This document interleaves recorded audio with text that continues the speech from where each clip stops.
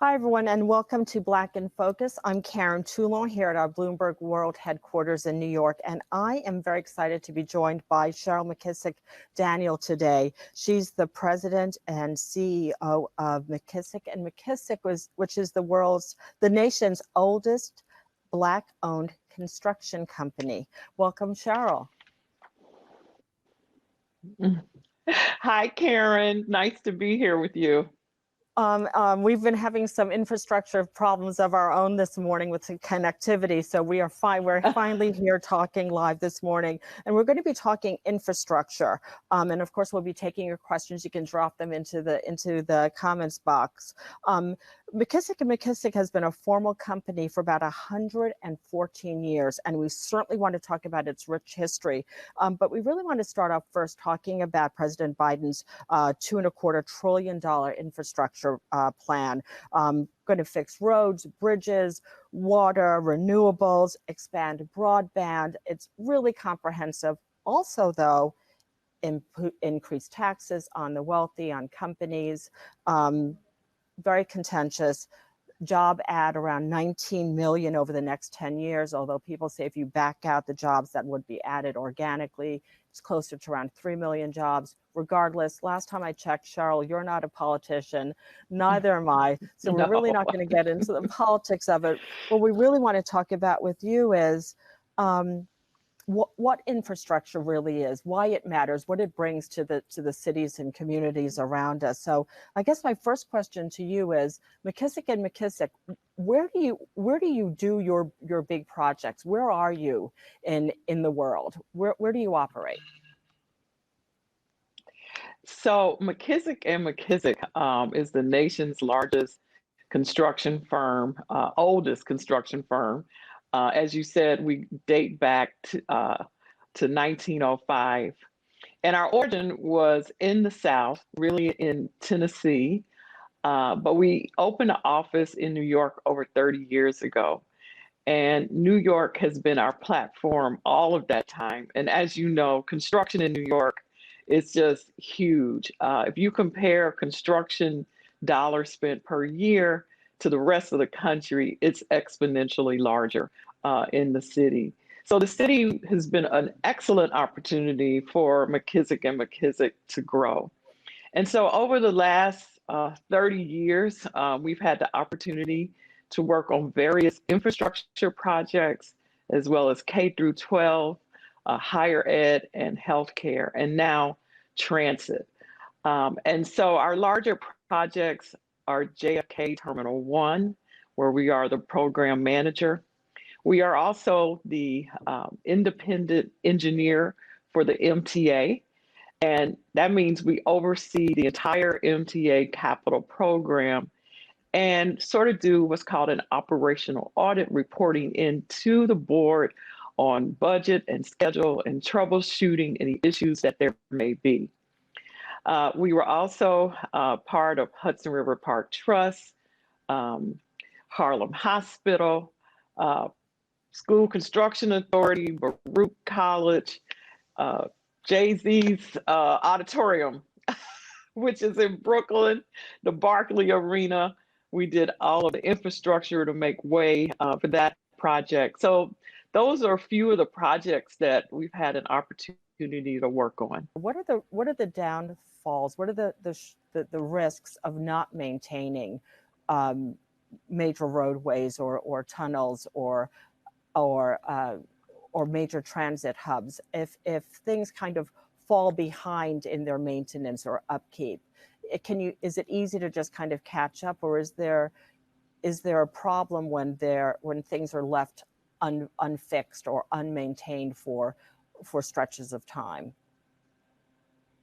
Yeah, absolutely. You know, a structure is just like a car. Like if you don't get your oil changed, you're eventually gonna throw a rod. I don't even know if they have rods today. I drive an electric car, but you're gonna throw a rod and you're gonna damage the car, you know, to some degree, so it's irreparable. And so infrastructure requires maintenance, continuous maintenance, And a lot of that information is provided from the very beginning. As soon as a project is completed, a whole maintenance program is put in place. However, it requires dollars to keep it going. And so for New York City, our whole city underneath Manhattan is a whole nother city that requires maintenance and infrastructure to keep it going. We have bridges, we have tunnels, and all of that is important. Right now, our biggest concern is the tunnel between New York and New Jersey, which is the large talked about project Gateway. That tunnel is essential to all of America. If for some reason there is no ability to go between New York and New Jersey, it has a significant financial impact to the entire country. And so that's a tunnel where we're seeing, chunks of concrete falling. We're seeing deterioration throughout. And so that's that's a tunnel that really needs to be fixed. And we're seeing that through several tunnels in New York City. So yes, you have to maintain to make sure that you stay in good repair of all of your infrastructure. And, things certainly have changed a lot over the past, year because of COVID. I know we've been trying to connect, and Chandra on your team has been so helpful. We've been trying to speak since before COVID, you and I, and COVID kind of scuttled our plans. What has COVID taught you, being in this business, about those large places that people gather? Has COVID made us think anything differently about how airports are structured, how bus terminals are structured, how roadways are built? Is that causing any changes to how you think about what you do for a living? It will cause changes. I feel as though we are groping through this right now, like we did on public health in the very beginning of COVID last year. The CDC was just trying to figure out, what should we do? And so I think that the design and construction industry is in that position right now. It's definitely changed the way we work out in the field, but as far as the end product for the end users, I think that we're working that through. We're in the process of figuring out what our new workspace is going to look like. Our lease is up next year, and now we're going through a whole process with an architect just to understand what we need. Do we need hotel desk? What the gathering space is going to look like.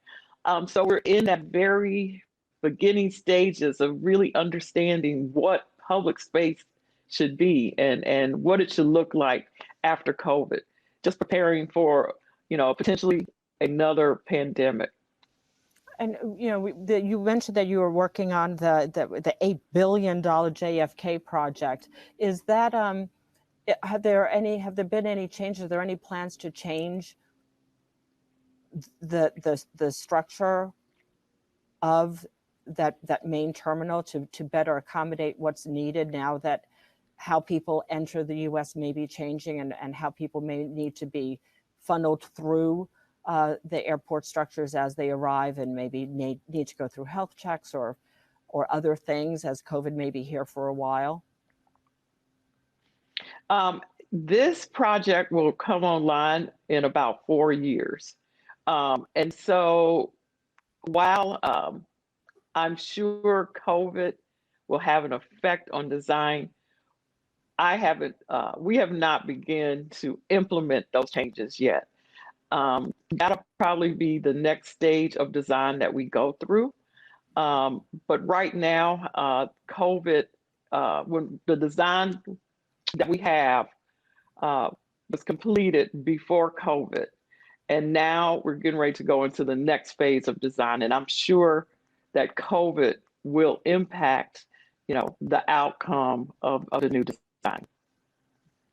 What don't people understand about infrastructure? We hear infrastructure, and maybe some of my own questions might be a bit naive in terms of you hear infrastructure and you think, okay, there are roads and there are tunnels and there are pipes and okay, maybe there's sewer systems, but what don't people understand about what it is? What is it? I think because you don't see it, it's not a sexy, beautiful design like we have with the Freedom Tower downtown. But let's take the Freedom Tower as an example. The base of the Freedom Tower is a foundation that is so strong that a plane could fly into it. Um, and so you don't see that foundation, but if that foundation were not there, you would not have all the beautiful curtain wall that we see that goes up, what, 114 stories.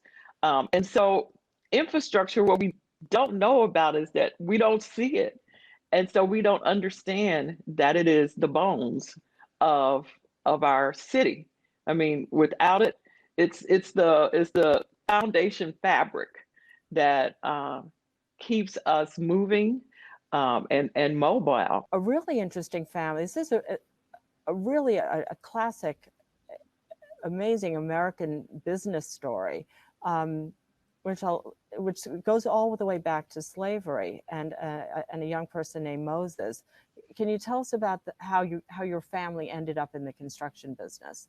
Moses McKissack II had 7 girls and 7 boys.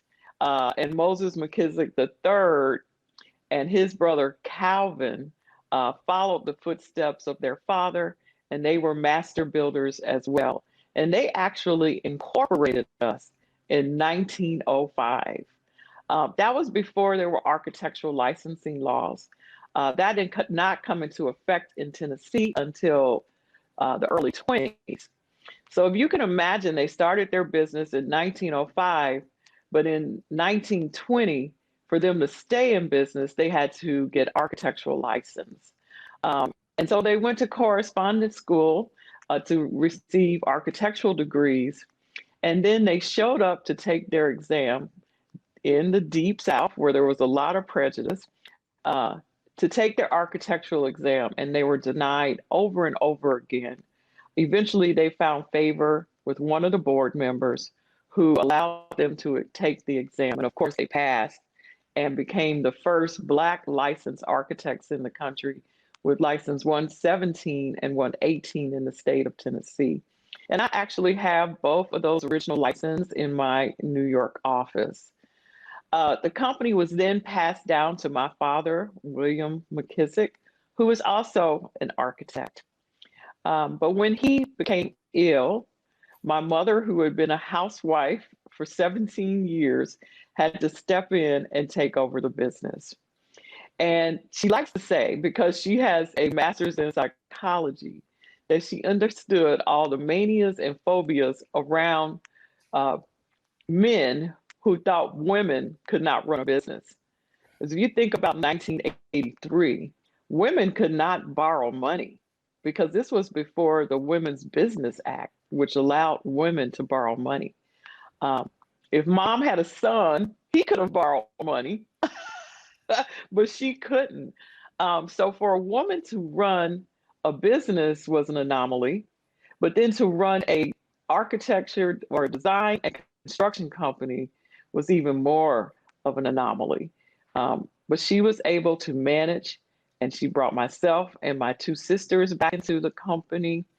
And then I came to New York and I opened my own company. And then in 2000, bought the company from her. And that's why we're here.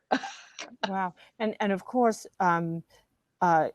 diversity in the in federal contracting and in this area of business continues to be something that at least the Biden administration is looking at, and they're looking at ways to better assess and measure and manage how federal contracts are awarded to diverse companies.